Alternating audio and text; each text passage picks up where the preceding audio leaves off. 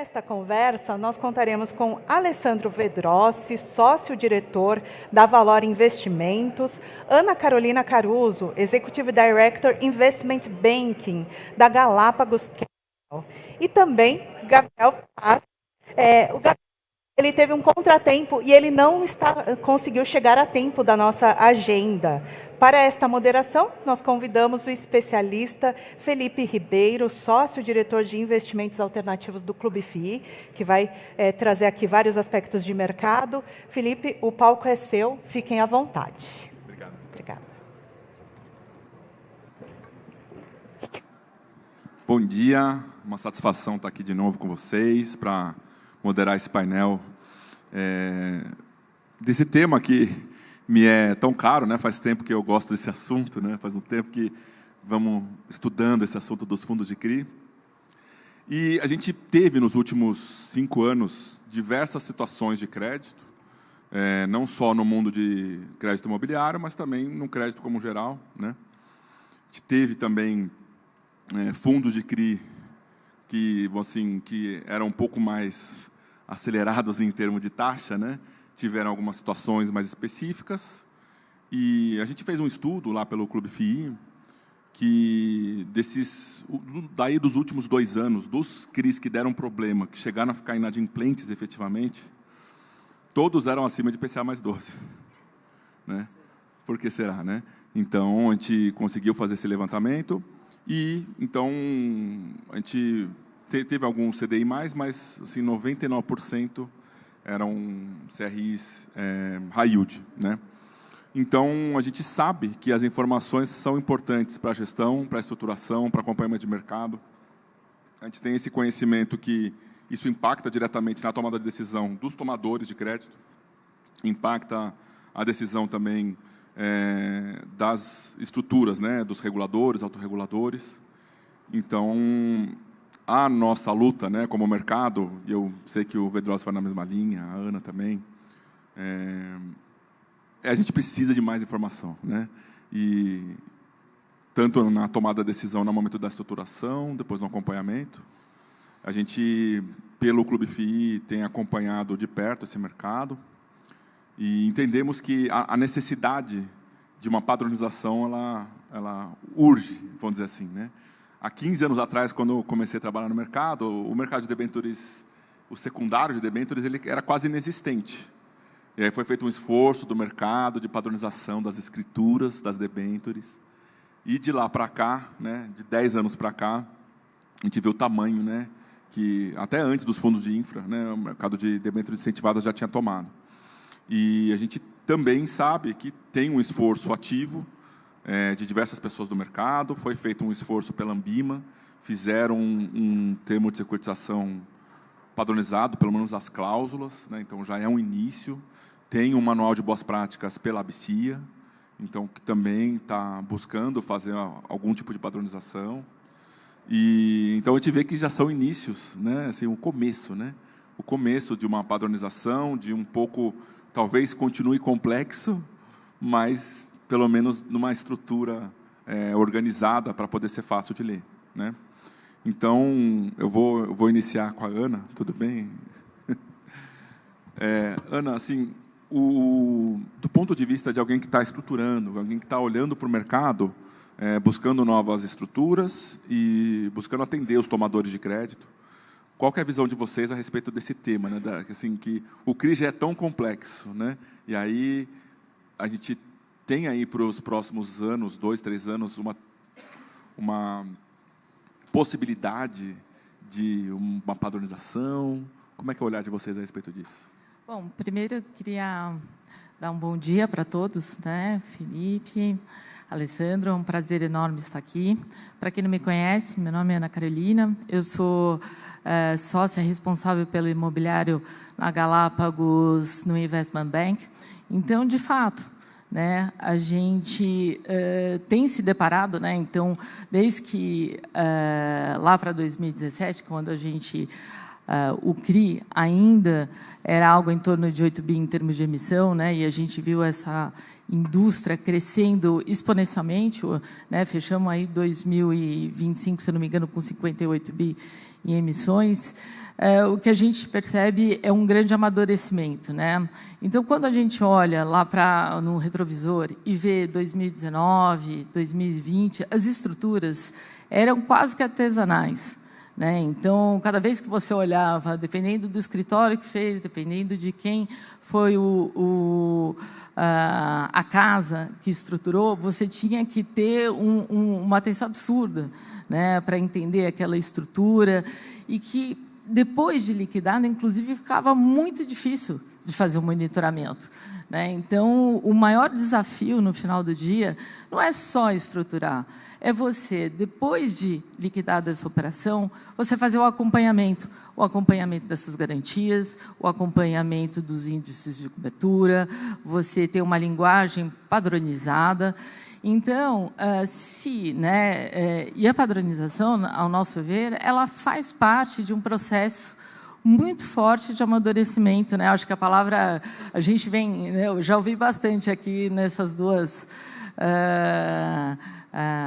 palestras anteriores, né, sobre o amadurecimento da indústria, né? Então, você falar em padronização, você permite que o investidor que consiga comparar as estruturas, que ele consiga entender o risco que ele está alocando, que você consiga fazer um secundário daquele papel e precificar corretamente. E, no final, ele traz muita transparência.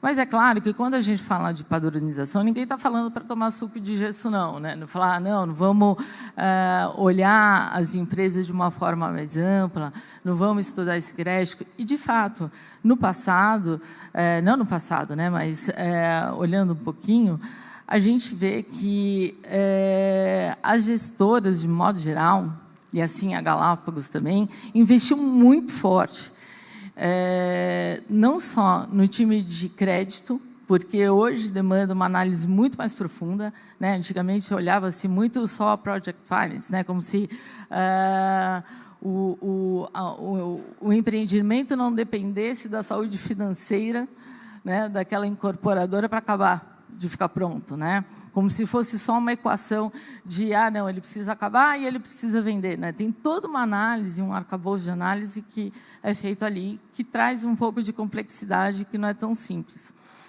Mas eu acredito que, para a gente continuar evoluindo e continuar expandindo essa indústria, a padronização ela é fundamental, né? Eu até queria ouvir você. Legal. Vedrossi, a gente, olhando para o mercado de fundos imobiliários, especificamente de CRI, a gente teve, desde 2018, um grande crescimento, né? Tínhamos ali, em 2018, aproximadamente uns 10 fundos de CRI, 12 talvez.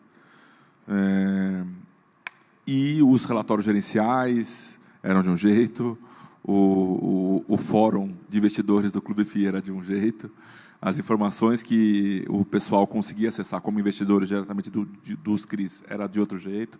E a gente chega a 2026 com, vamos dizer assim, os relatórios gerenciais dos fundos muito profundos, com uma qualidade de informações altíssima, e também pelo acompanhamento que está sendo feito e das informações que também estão sendo digeridas. Fala um pouco dessa visão de vocês, que também acabam estruturando também e originando também os CRIs, mas um pouco dessa visão do gestor desses próximos anos. O que você enxerga pela frente? Bom, primeiro, bom dia aí. Agradecer ao GRI pelo convite, Ana Carolina, Felipe. Alguns painéis juntos já, né, Felipe? Assim, acho que eu vou dar só um passo para trás aqui, porque, vamos lá, né? A gente está no mundo dos CRIs, fundos de CRI, a gente está falando de crédito privado. No final do dia, a nossa ação como gestores de fundos de CRI se assemelham muito, hoje em dia, com o que fazem bancos do lado de crédito imobiliário, né? A gente, do outro lado, está trabalhando com crédito privado, né? Então, assim, eu peguei alguns números aqui, eu estava olhando meu celular. Hoje, na Valora, se juntar a nossa carteira de crédito imobiliário, a gente hoje está com algo entre 4,5 bi, quase 5 bi de CRI, né? Quer dizer, Então, um número já bastante considerável, né? Para vocês terem ideia, ano passado a gente originou 1,5 bi de CRI em 34 operações, quer dizer, são quase 3 CRIs por mês. Ano retrasado a gente fez 1,2 bi, 1,1 bi, quase 30 CRIs, acho que 29 CRIs, né? E aí, quando você começa a discutir essa questão de padronização, eu sinceramente acho, estava pensando um pouquinho, acho que existe meio que talvez 2 mundos. Acho que tem talvez um mundo de umas gestoras que tem um book um pouco maior, que acabam tendo a sua própria área de originação, a sua própria área de estruturação, né? Para vocês terem ideia, hoje, nossa área imobiliária, a gente tem 35 pessoas, das quais 24 ou 25 estão na minha esteira de CRI. Tá? Quer dizer, eu tenho lá uma galera que está no time de tijolo, uma galera que faz equity, tem uma galera de líquidos que tem parte de fundos imobiliários e ações, mas time de estruturação, originação, que só faz CRI, são 24, 25 pessoas. É bastante gente, né? Quando eu olho, às vezes, o meu chapéu do hedge fund, que eu invisto em outros fundos de CRI, às vezes eu me deparo com gestoras que o cara tem 3 pessoas que fazem CRI, né? Quer dizer, esse cara não estrutura. Você concorda? É diferente, né? Por que eu estou falando isso? Eu acho que sempre vai ter aquele mundo da gestora que ela é consumidora do CRI de terceiro, ele vai ter um book menor. Então, ele vai investir num pedaço de CRI, onde algumas gestoras vão comprar, e vai ter a gestora, como é o nosso caso, como é o caso, talvez, da Mauá, da Kinea, de outras, sei lá, da XP, outras gestoras também grandes, que o cara origina e toma 100% da operação, né? Talvez, nesse caso, a padronização ela não seja tão necessária e talvez a padronização seja menor. E, muitas vezes, assim, cara, a gente briga muito, o Renato está aqui, Renato, meu sócio, que toca originação, cara, a gente trabalha muito em buscar a eficiência do produto. Porque, assim, na ponta lá dele conseguir fechar negócio, ele tenta ser mais eficiente, entendeu? Assim, poxa, é engraçado, assim, sei lá, 3, 4 meses atrás, eu lembro que a gente estava conversando com uma outra gestora que faz CRI, e o cara vendendo o produto dele como sendo muito legal lá para o incorporador, dizendo, olha, eu faço desembolsos trimestrais para a obra. Eu falo, caraca, cara, faz 5 anos que eu faço... 5 não, faz 10 anos que eu faço desembolso mensal, entendeu? Quer dizer, eu posso garantir para vocês que o nosso produto hoje é tão ou mais eficiente do que o plano empresário do banco. Quer dizer, se a gente não for assim, eu nunca vou conseguir fazer um produto bom, entendeu?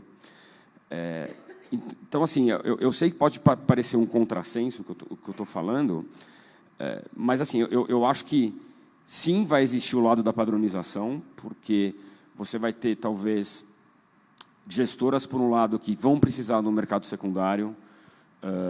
Talvez você vai ter um mercado de pessoas físicas buscando CRI, embora eu, de verdade, não sou o maior fã de pessoa física comprando CRI, a não ser o CRI Venture da Cirela, tá bom? Ou o CRI Venture da Redditor.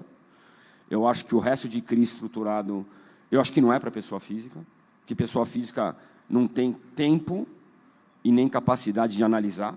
Então, eu acho que esse cara deveria comprar fundo imobiliário de CRI. Essa é a minha opinião, tá? Desculpa os distribuidores que estão aí, mas essa é a verdade, né? Acho que para isso tem que pagar um gestor, né? Dá muito trabalho para monitorar. Mas acho que vai existir essa padronização. Mas, por outro lado, eu acho que a gente vai ter estruturas de CRI mais específicas que vão atender realmente as gestoras que originam, estruturam, etc., que acabam fazendo o CRI com a sua própria cara, né? Porque, como a Carol falou... Posso chamar de Carol? Como a Carol falou, cara, a verdade é o seguinte, esse trabalho de você originar, estruturar e depois monitorar, cara, assim, é muito trabalhoso. Então, se você fizer um negócio mais com a sua cara, te ajuda muito o pós, vamos chamar de pós-venda, vai? E, assim, dá muito trabalho, entendeu? E a gente tem um time hoje, pô, talvez desses 25, acho que uns 9 ou 10 trabalham nesse negócio de pós-venda, até porque, e desculpa se tiver alguém de securitizadora aqui, eu não consigo confiar só em relatório de securitizadora.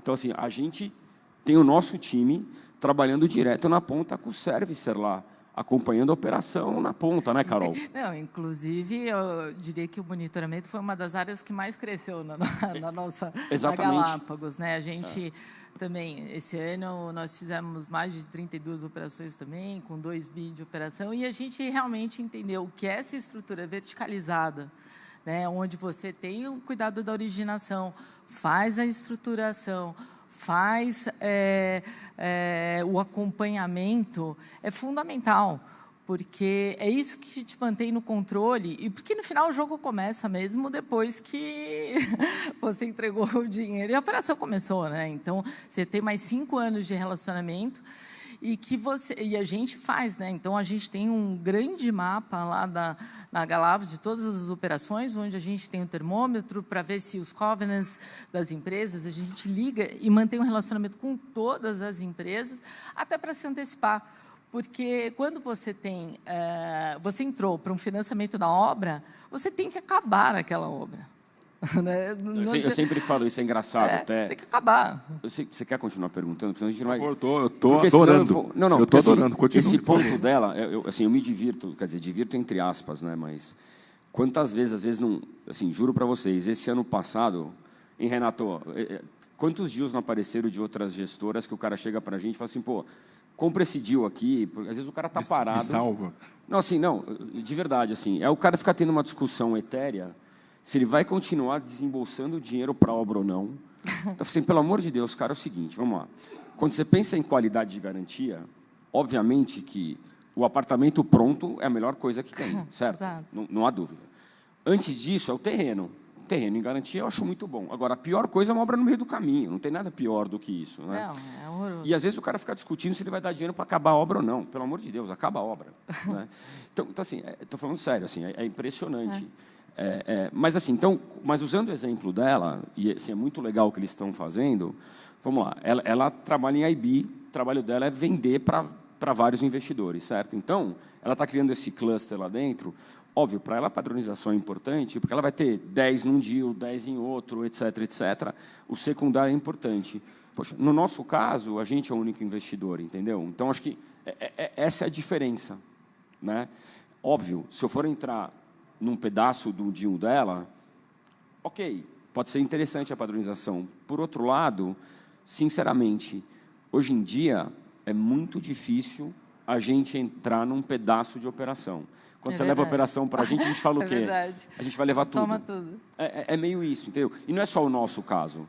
Se for falar com a Moá, a mesma coisa, falar com o Kiné, a mesma coisa. Assim, vai falar com o Moise lá da REC, é a mesma coisa, entendeu? Ou a gente vai lá e faz um negócio nós dois, entendeu? Ou faz... É meio isso, né? Hoje em dia o mercado acabou indo para esse lado, entendeu? Não, exatamente. Eu acho que um outro ponto importante, né, e isso foi um aprendizado, porque além da gente ter o IB, eu acho que só queria complementar aqui, a gente tem dentro da nossa asset também 23 bi sob gestão, né, tanto na parte de asset de líquidos como de líquidos, e temos mais 17 bi em carteiras administradas que consomem os produtos que a gente desenvolve lá internamente, né?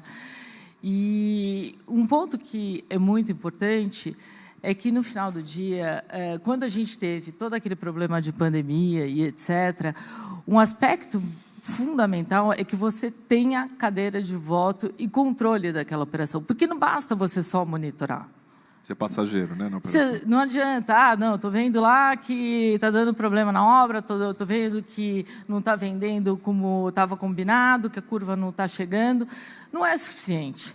Né? Você tem que poder tomar como responsável, né, por originar, por estruturar e agora por carregar aquele papel de tomar uma providência. E que não necessariamente é explodir a operação, sair executando, é muito pelo contrário. Às vezes você, como casa e como inteligência de estruturação, você consegue ter ações de contorno. E é isso que é fundamental, né? Então, é você deixar, no final, estreitar o mercado de capitais, aquele investidor das empresas, né? Então, você consegue criar esse agente de contorno, você consegue ter a informação, você consegue se antecipar ao problema de fato. E, muitas vezes, a gente, inclusive, criou uma outra área na Galápagos, que é uma área de assessoria para empresas. Por quê? Porque, muitas vezes, as empresas que tomam recurso no mercado de capitais não necessariamente têm a governança necessária para fazer, né, acompanhar e lembrar de tudo que se comprometeu, enfim. Então, a gente acabou não sendo não só o passageiro, mas a gente atua, né? Então, muitas vezes, eu tenho um serviço ativo dentro daquela obra. Então, eu estou lá, estou cuidando para que o recurso que foi, de fato, está indo para o destino do investimento que foi feito. A gente consegue entrar, muitas vezes, na gestão e dar suporte para o CFO. Então, a gente foi criando esse ecossistema dentro da Galápagos, entendendo que tem uma lacuna muito grande entre os bancos atuais, que só são provedores de dinheiro, mas também não são provedores de solução. Então, aqui a gente se comporta como uma empresa que olha para esses empresários com um olhar de, olha, eu tenho todas essas opções de cardápio, eu tenho mercado de capitais, eu tenho gestão de fundo, enfim. A gente tem uma série de recursos, a gente também olha M&A, equity, enfim. Então, para disponibilizar, porque é acessível, desde da forma correta e adequada, né? Legal. Eu vou aproveitar essa sua fala, Ana, e tem uma amiga minha, a Flávia Palácio, que ela diz que o CRI ele é o primeiro produto do mercado de capitais que a empresa tem acesso, vamos dizer assim, né? Ele é um mercado, assim, quando tinha ainda o lastro mais amplo, né? Agora está mais restrito, mas assim, ele é um produto que, para quem está chegando no mercado de capitais, o tomador de crédito, uma incorporadora, uma loteadora que está entrando pela primeira vez, né? Estava lá só com o plano empresário, e é a realidade de muitos tomadores de crédito hoje no Brasil, dado a realidade do SBPE, poupança, redução, taxa de juros alta, né, restrição da Caixa, especialmente, né? Então, é uma realidade grande. E, ouvindo vocês falar assim, né, o primeiro emissor, né, ele está chegando. E o que eu entendi do que vocês trouxeram, né, é que vai se atender a cada um pela sua necessidade, e essa que é a padronização, cada um com a sua especificidade, mas eu vou, esse aqui precisa trimestralmente, como o Vetrossi falou, mas não, eu vou atender mensalmente, porque eu consigo, porque eu sei que é necessário, e você, assim, Ana, trouxe que eu vou até atender ele dentro lá, atender o CFO dele, para poder, vamos dizer assim, salvar de alguma situação um primeiro emissor ou um segundo emissor que está começando no mercado de capitais. Então, o entendimento de vocês é que não necessariamente se torne mais complexo, mas é o atendimento específico para cada um dos tomadores de crédito? É uma pergunta para os dois. Vamos lá, vai. Obviamente, né, de novo, hoje em dia a gente faz 3 CRIs por mês. É claro que existe uma certa padronização, né? Se olhar... Bom, a gente montou... Eu vim para a Valora em 2016, né? Então, em 2016 a gente fez 2 CRIs, né? Então, o primeiro CRI que a gente fez, sei lá, demorou uns 3 meses para fazer, para colocar de pé, entendeu? Eu acho que a gente já chegou a fazer CRI em 2 semanas, para ser bem sincero, tá? Acho que foi nosso recorde, talvez, 2 semanas. Nem sei se hoje dá tempo mais com essa história de vai, manda... não sei se dá tempo, mas a gente já chegou a fazer. Óbvio que a gente, né, tenta, na medida do possível, buscar certas padronizações, até para poder facilitar nossa vida aí no pós-venda, tá? Então, pode deixar claro, né? Porém, acho que o meu ponto aqui é que eu acho que isso é uma padronização com cara da Valora. Isso não é uma padronização com cara de mercado. Do mesmo jeito, essa é a minha opinião, que a Mauá faz a padronização com cara da Mauá. A REC do Moise faz, sinceramente, né? Tanto isso é verdade que, quando a gente compra a operação de uma outra gestora, cara, a gente sempre tem que dar uma reformada na operação, para que a operação fique com a nossa cara, para que facilite o day after o nosso trabalho de acompanhamento. Assim, porque cada um tem a sua maneira de acompanhar. A gente, por exemplo, só para citar um exemplo, né? A gente prefere, né, que qualquer coisa precise chamar a assembleia, entendeu? Porque a gente tem 100% do CRI. Então, a assembleia não é que precisa chamar a assembleia, mas é muito mais um rito formal. Não é, você não precisa chamar a assembleia é só a gente assina lá um negócio, faz, mas é muito mais, entendeu? Uma questão de formalizar, tal. É óbvio, o seu sistema fica lá plim, plim, plim, toda hora, mas é a vida. O meu investidor lá fica mandando e-mail todo dia. O Vedrossi, o que aconteceu com esse CRI aqui? Eu falei, cara, como é que você sabe? O sistema do Felipe me avisou aqui que o seu chamou a assembleia lá. Eu falei, não, calma, fica tranquilo. Mas é a nossa maneira de controlar, é melhor, entendeu? Tem gente que não faz assim. Cada um tem a sua maneira de fazer, né? Isso não é uma padronização, você concorda? Por outro lado, é uma padronização personalizada da nossa maneira de fazer, né, Carol? Você entendeu o meu ponto, Felipe? Sem dúvida. Quando eu estava lá nas securitizadoras que eu trabalhei, um pouco isso. A gente tinha essa visão, não, lá vem o CRI da Quiné daquele jeito. Igual a outra, igual a outra. Pô, beleza, já sei como é que é. É interessante ver isso. Então, cara, o que é diferente do mundo de debenture, certo? Agora, por que eu acho que é assim, né? Cara, o mercado de debentures é um mercado, talvez, de operações com ticket muito maior, né? Então, são operações, de novo, tem muito mais liquidez, preço de tela todo dia, e etc, etc, etc. Então, cara, acho que é um mercado completamente diferente do nosso mercado, né? De novo, né? Poxa, eu fiz $1,5 bi ano passado, 34 operações. Boleta média de R$44 milhões. Claro, eu fiz operação de 20 e fiz operação de 150. Agora eu estou fazendo uma operação de 300, eu acho. Mas, assim, cara, é isso, entendeu? O ticket médio é muito pequeno, né? Os CRAs que a gente faz, eu acho que o ticket médio é tipo 60 milhões, 70 milhões, se eu não me engano. Então, é diferente, né? Se você olhar, perguntar lá para a turma de distribuição, os CRIs, talvez, que a turma faz, eu não sei os CRIs médios que você faz, mas talvez os bancos... Mas os bancos maiores, às vezes, fazem CRIs de 300 milhões, 400 milhões. Então, talvez a diferença seja essa, né?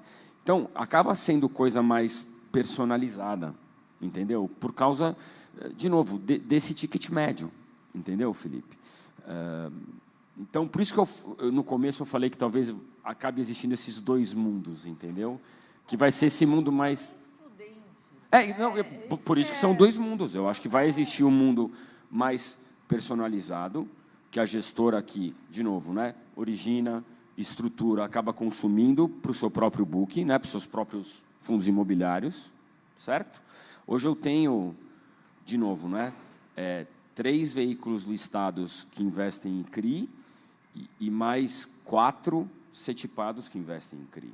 Então, a gente tem, de novo, né, se somar tudo, de novo, eu tenho 4,5 bi, quase 5 bi. Então, assim, você tem vários veículos para poder investir. Então, quando eu faço um CRI, eu divido, entendeu, essa boleta em vários veículos, né? Então, a gente acaba consumindo tudo, entendeu? Então, acho que por isso essa diferenciação, que eu acho que acaba existindo esses dois mundos. Né? Vocês carregam eles até o buy and final, hold total. E é buy and hold total, a gente fica com o papel, entendeu? Faz parte da estratégia, né? Porque a gente acaba também carregando os papéis, eventualmente a gente gosta de reciclar portfólio, né? E talvez o secundário, aí, principalmente olhando as carteiras administradas, né, que os gestores muitas vezes gostam, às vezes, de dar uma reciclada, entendendo que querem diminuir uma exposição em determinado setor, e etc. E o secundário é algo que, né, olhando aqui as pessoas físicas, poderia ajudar bastante. Mas, de fato, né, se as operações, né, dentro daquele universo daquela gestora for para ser carregado, o nível de personalização e etc. acaba realmente sendo a cereja do bolo, né? E eu vou falar uma coisa para vocês. Tem uma coisa super importante também, tá? O fato dos CRIs serem mais, ser operações que a gente acaba consumindo 100% e acabam não tendo mercado secundário, acaba tendo um efeito que eu acho que é super interessante, que você acaba não tendo preço de tela, portanto, você não tem volatilidade, certo? Então, vou dar um exemplo muito claro, né? Mercado de crédito privado debêntures. Abre spread, fecha spread, certo? Efeito light, efeito Americanas, né? Então, pô, mercado maluco, certo? O que aconteceu com a cota do meu fundo em CDI, que é o VGIR? 964, 965, 964. Estou falando cota patrimonial, tá? Não estou falando mercado. 965. Cara, não acontece nada com ela. Além do que o risco vai melhorando. Não, juro para vocês. E aí você pega o fundo D0, D1, que tem debênture CDI. Cara, é isso aqui, ó, parece eletrocardiograma. Então, isso hoje em dia, para o investidor, aí vamos pensar do outro lado, para a gente, né, é maravilhoso para você vender isso para o investidor, entendeu? Isso é muito legal. Porque o investidor fala, poxa, eu estou comprando um produto que não tem volatilidade, né? Óbvio, se ele compra, se você pensar em IPCA é diferente, porque daí você marca em cima da NTNB, tudo bem? Mas se você tem um fundo imobiliário hoje, 100% papéis CDI+, a volatilidade desse fundo hoje é zero. Volatilidade da cota patrimonial, entendeu? Ou quase zero, vai. Dizer que é zero é mentira, né? A não ser que tenha uma PDD, alguma coisa assim, que é a discussão de crédito. Eu não estou discutindo mercado, entendeu? O que acaba aumentando demais a atratividade do produto para o investidor. Isso é muito positivo. Por quê? De novo, se os papéis são buy and hold, você compra, carrega o papel, você não tem mercado secundário, não tem por que você ter uma marcação nesse papel, entendeu? Então, acho que, de novo, isso é super saudável, super positivo.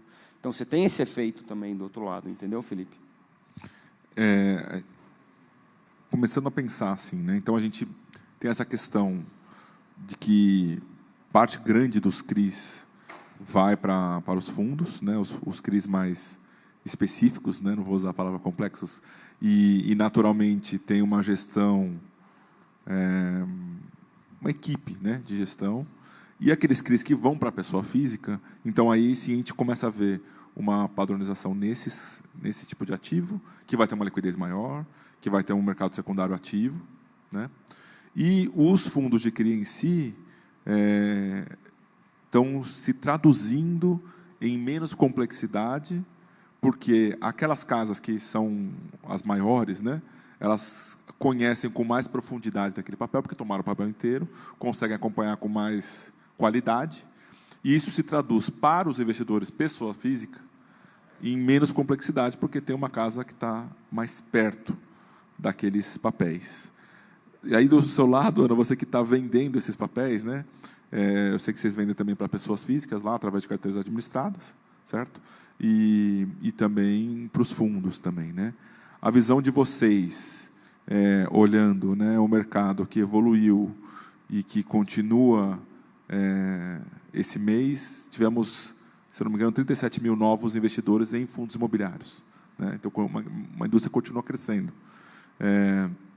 A visão de você como estruturador, distribuidora, você vê daqui para frente um mercado, então, que vai se especializar mais para atender operações específicas, por conta das casas estarem maiores e terem condição de tomar as operações inteiras? Veja, eu acho que a complexidade, né, que a gente vem mencionando, ela fica muito restrita dentro da gestora, dentro do laboratório, né? No final do dia, eu acho que o desafio mesmo é a gente transformar essa complexidade em clareza para aquele investidor na ponta final e ele entender o risco, né, se ele tá sendo devidamente remunerado para aquele risco que ele está assumindo. E qual é a estrutura efetiva de garantia que se tem, etc. Do nosso lado, né, a Galápagos, a gente é bem conhecido por estruturas bastante criativas, né? Então, a gente trabalha bastante estrutura de subsênior, a gente trabalha bastante... a gente não tem nenhum desenho restrito. Então, eu posso financiar permuta, eu posso fazer financiamento emulando um plano empresário. A gente olha a exposição de caixa, mas desde que, se o plano empresário não vier, eu consiga suportar do começo ao fim. A gente olha todos os segmentos. Então, a gente é bastante agnóstico ali na nossa forma de atuar. Mas o fato é que, assim, essa pessoa física, ela também só acessa esses papéis através dos nossos gestores, né? Então, não é que ele vai lá e fala, olha, eu vou entrar e eu saio distribuindo esse papel de uma forma desordenada. Não é isso. O que a gente tem são vários comitês, então a gente tem todo um time de estruturação de crédito que faz aquela interface com o cliente, entendendo a demanda, até porque essa demanda do mercado é uma demanda que vai mudando, né? Dependendo da necessidade, às vezes tem mais necessidade de olhar estoque, às vezes tem mais necessidade de olhar um final de obra, às vezes estouro de obra, enfim. Então, tem uma série de necessidades. Compra de terreno também é algo que a gente começou a olhar mais para recente, enfim. Então, essa necessidade vai mudando. Então, eu imagino que o que o cliente precisa ter é clareza, só clareza e transparência, né, do que ele está investindo e como que ele está investindo. Porque a complexidade ela fica muito restrita na cozinha lá de casa, onde a gente sai oferecendo, porque a complexidade também, porque essa clareza até o tomador ele precisa ter. Né? Se não eu invento um negócio muito fora do... que nem o tomador, nem o investidor, nem ninguém entende, o negócio não funciona bem. Né? Então, não sei o que você acha. Né?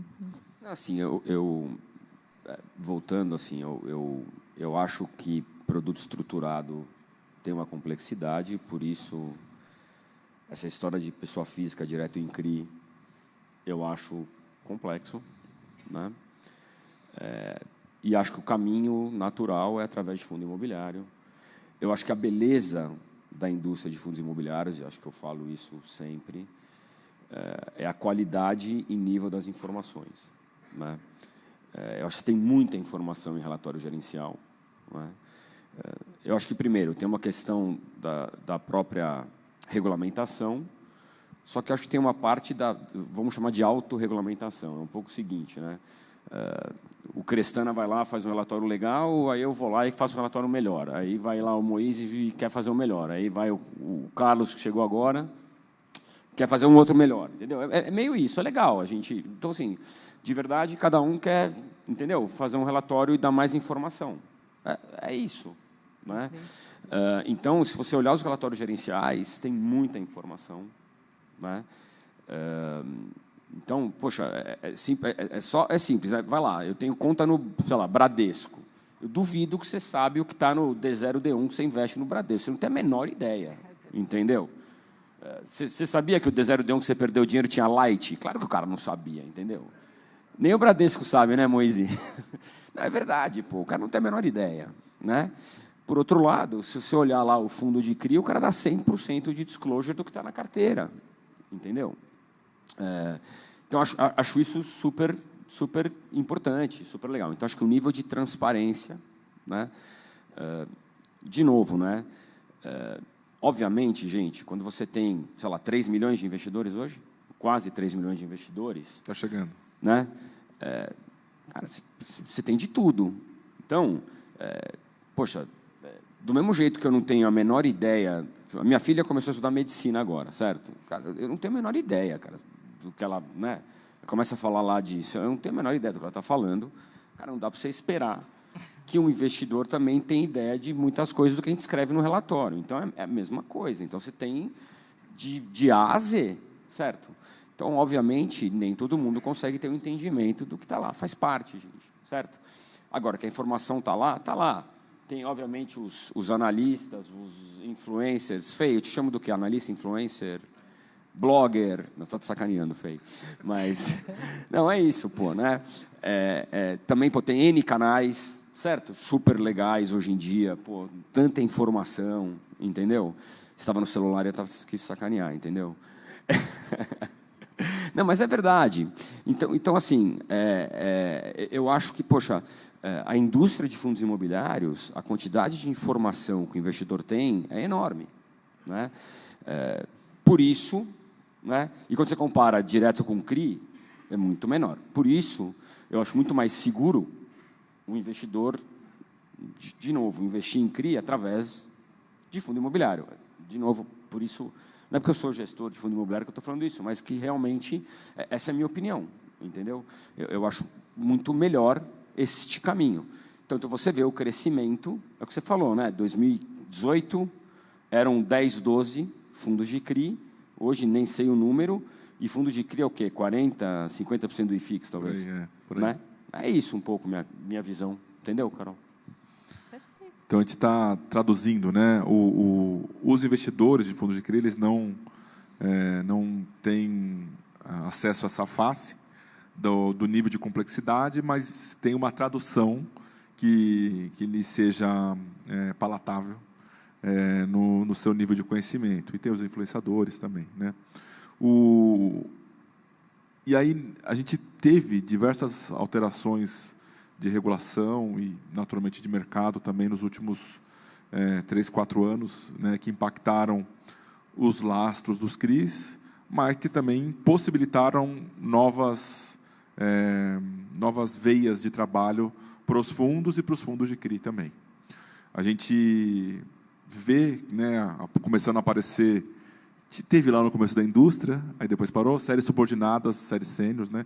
Então teve lá no começo da indústria algumas operações de fundos e de fundos de CRI também, teve um lá no começo.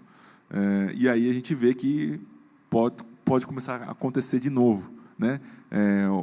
Estruturas de fundos de CRI com subordinação, a alavancagem ela não era permitida claramente, teve uma alteração numa lei que passou a permitir essa alavancagem. E isso pode trazer algum nível de complicação, né? Então, eu estou pegando agora outro aspecto, estou falando mais dos fundos imobiliários per se, né? Então, a Ana falou bem, né? Não dá para complicar muito a ponto do investidor não entender, né? E nem do tomador de crédito, mas tem que ser palatável. Olhando por esse ângulo, né? Então, fundos imobiliários que podem ter 2, 3, 4 séries, e isso chegando no mercado, né? A gente teve nesse período aí diversos fundos setipados também, que na minha visão tem um nível a menos de complexidade, que tem menos liquidez. Então, para o investidor pode, vamos dizer assim, ser uma segurança a mais, né? É uma simplificação, né? Essas alterações de mercado e regulamentares, vocês entendem que tende a trazer uma simplificação maior para o mercado, uma complexidade, olhando agora para o instrumento fundo? Deixa eu só falar uma coisa anterior sobre a história do lastro, né? Vamos lá, aquela história que você podia fazer CRI em cima do aluguel que você ia pagar, realmente aquilo eu achava um absurdo, assim, juro. Assim, tipo um restaurante. Não, era uma coisa meio maluca, entendeu? Tipo assim, eu tinha dificuldade, tudo bem que eu sou meio burro, mas, pô, sabe, era meio... não sei, assim, né? Para mim era uma coisa meio demais, né? Porém, eu ainda acho que, vou dar um exemplo, né? Você não consegue fazer um CRI para fazer um refinanciamento, né? Eu acho isso muito ruim, entendeu? Porque, poxa, especialmente, vamos pensar um momento como hoje, né? O plano empresário é um produto que tem uma série de amarras, certo? Cara, pensar em taxa de juros alta, mercado mais difícil, assim, eu imagino, né, de novo, eu acho que vai ser natural a gente esperar um ciclo aonde a gente vai ter entrega de obra, a gente vai ter mais estoque, tá? Assim, quando eu comecei um negócio na Valora há 10 anos atrás, a gente surfou uma onda maravilhosa financiando estoque pronto. Cara, se você entender de produto, você é financiador. Cara, não tem coisa melhor para fazer do que você financiar estoque pronto, porque é uma garantia espetacular, é lindo. Você tem que entender de produto, né? Porque não adianta você querer financiar escritório em Santos, né? Sei lá que já fizeram, não deu certo, né? ou na Barra, hoje deve estar um monte de escritório lá que ninguém quer, mas... Então, assim, hoje, se eu quiser pegar lá um plano empresário, o cara terminou a obra, às vezes o banco quer sair para papai, eu quiser fazer um CRI em cima, não consigo fazer. Entendeu? Claro, você consegue comprar o estoque do cara, você consegue fazer alguma coisa, você consegue fazer alguma coisa, mas não é... Você não consegue fazer um CRI direto, refi lá, refinanciamento. Não dá para fazer. Né? Então, eu acho isso... Tem reembolso também, né? Reembolso. Então, assim, reembolso... Reembolso deveria ter. Então, assim, eu acho que tem alguns tipos de lastro que, poxa, poderia facilitar. E de novo, né, você está... Isso aqui, claramente, para mim, é um incentivo para o mercado. E você está dando dinheiro para o mercado imobiliário. Entendeu? Poxa, você está auxiliando, ajudando o mercado. Né? Então, assim, de novo, né, o aluguel que o cara vai pagar, para mim, no menor cabimento. Agora, esse é o tipo de coisa que, na minha opinião, deveria existir. Tá? Então, ok, é o que é. Eu acho que está certo você colocar um freio de arrumação nas coisas, tá bom? Está correto, né? Porque senão abre a porteira, é uma bagunça, ok? Porém, acho que certos ajustes poderiam ser feitos, né? De novo, em pró, a favor do mercado, né? Então, essa é a minha opinião. Você quer falar um pouco do fundo aí que ele estava comentando? Pergunta do Felipe? Não, então, não, acho que a pergunta que a gente mandou... Eu falei das novas regulações e a possibilidade de alavancagem de fundos, série sênior subordinada de fundos, e que isso pode trazer algum tipo de complexidade para os investidores. Não, sem dúvida que traz, mas no final, quando você traz esse elemento de subsênior, entendo que você traz quase uma camada adicional de proteção, né? Porque você segmenta um pouco melhor o risco, né, daquelas séries.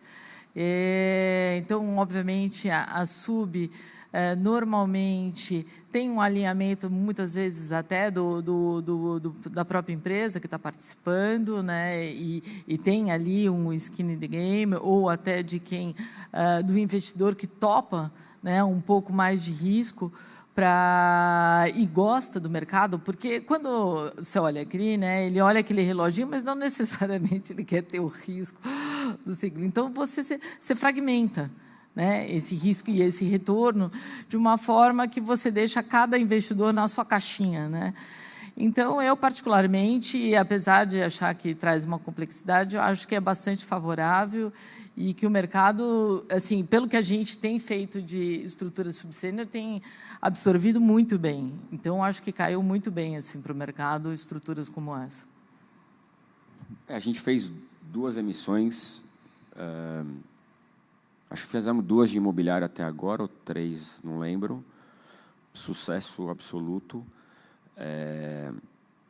Para o investidor, assim, até brinco, né? O cara não está comprando fundo imobiliário quando ele compra a cota sênior, ele está comprando basicamente um papel de renda fixa. Aí meio que um crisão diversificado com um monte de coisa lá, com uma subordinação enorme, entendeu? Para mim é mamão com açúcar, assim, eu brinco. É uma simplificação, entendeu? Então. Super. Óbvio que você tem uma discussão de liquidez, né? Mas, por outro lado, minha opinião, quando o cara compra lá o CRI na plataforma, tem muito menos spread e a discussão de liquidez é a mesma. E aí, quando o cara vai vender, ainda vai tomar um hit. Então, eu falo assim, cara, melhor comprar esse produto, tem mais spread, é a mesma coisa, entendeu? Então, essa é a minha opinião. Então, a gente fizemos Fiagro também, foi legal, fizemos Infra também. E realmente é o que o mercado está comprando. Sinceramente, eu até agora eu não consigo colocar a estrutura em PCA de pé. E aí por quê, né? E aí vou linkar com subordinação, é isso? Eu vou linkar ao primeiro comentário que você fez, que eu adorei. Eu coloquei, dando uma explicação para a turma aqui, né? Eu opero hoje crédito entre CDI mais 3 a CDI mais 6. Né? Se vocês olharem o VEGIR, que é o nosso fundo CDI+, até 2 anos atrás, ele vinha entregando líquido um CDI mais 3. Tá? Basicamente. Há 1 ano e meio atrás, ele caiu para CDI mais 2 e está entregando hoje CDI mais 2. Por quê? Porque eu estou mais avesso a risco. Então, a gente baixou e a gente tem feito muito mais operação perto do CDI mais 3, 4 do que CDI mais 5, 6. Por quê? Preocupação com risco. Tá? Não que eu parei de fazer 5, 6, mas eu tenho feito mais 3, 4. É um fundo de duration curta. A duration média do fundo é 2 anos. Então, você tem muita reciclagem de portfólio. Né? Quando a gente fez essa estrutura senior sub, a gente saiu com cota sênior a CDI mais 2. Então, se eu operar no portfólio na média CDI mais 4, 4,20, a conta fecha. Tá? Eu consigo ter uma subordinada que dá para ganhar dinheiro. O que acontece? Se eu for fazer uma IPCA+, hoje eu tenho que sair com IPCA mais 9. Eu não consigo fazer um portfólio IPCA mais 11, 11 e pouco. Eu não consigo. Porque eu não consigo ter crédito operando a IPCA mais 12. É o seu ponto. Eu não consigo. Né? Hoje, eu consigo operar, talvez, num range de IPCA mais 9 a 11. Eu conseguiria operar, na média, IPCA mais 10. Entendeu? Então, a conta não fecha para mim. O que é muito maluco. Porque se eu olhar o VGIP hoje, a mercado não. A patrimonial hoje, o VGIP, a carteira média dele está IPCA mais 10,70, se não me engano. Quer dizer, eu não consigo nunca originar uma carteira com aquela qualidade IPCA mais 10,70, entendeu? Não dá. Porque eu não consigo aprovar o crédito. Aí você fala o seguinte, poxa, mas hoje, quanto é que está a B? IPCA mais 8 alguma coisa?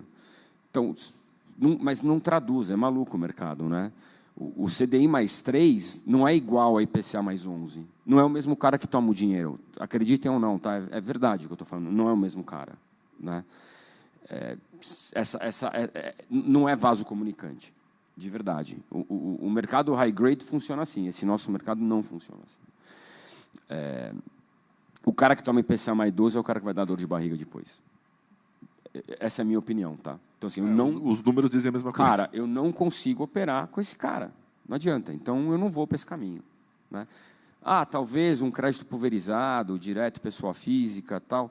Cara, esse é um mercado que realmente a gente... E aí tudo bem, mas é um mercado que a gente, de verdade, não opera muito. Tá? Por isso que eu não consigo fazer. Então, até hoje, a gente conseguiu fazer pré, que a gente swapou para CDI, e aí, no final, está custando o CDI mais 1,80, CDI mais 2, e fizemos senior direto, CDI mais 2, e aí funcionou, entendeu? É isso.